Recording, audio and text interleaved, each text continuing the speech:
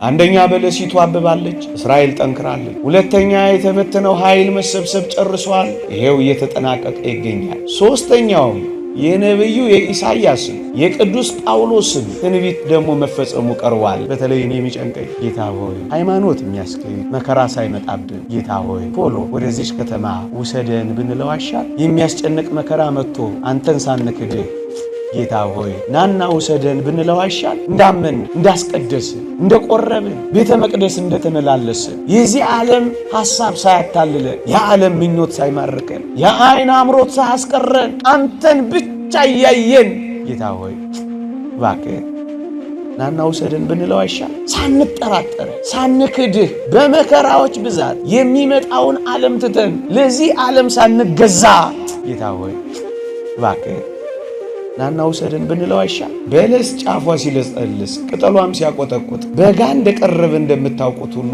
እስራኤልም እንደዚህ ስትሆን በደጅ እንደቀረብኩ ወቁ እያላቸው ነው። እስራኤል ወደ ኃያልነት መጥታለች። በለሲቱ አብባለች። በዙሪያዋ ያሉትን መጎሰም ይዛለች።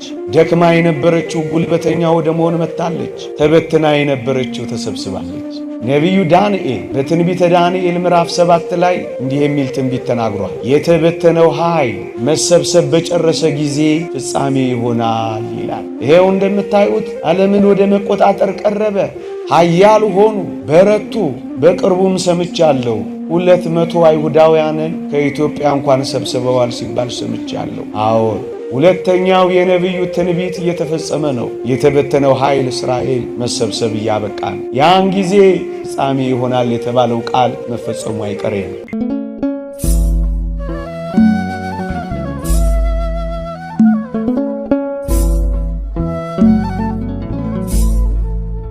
ክቡራን አበው ካህናት፣ ሊቃውንተ ቤተ ክርስቲያን፣ መምህራን ወንጌል፣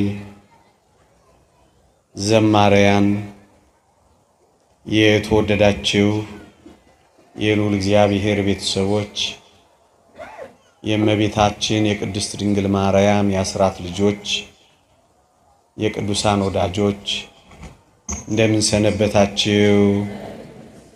እንደምን አላችሁ? አሜን።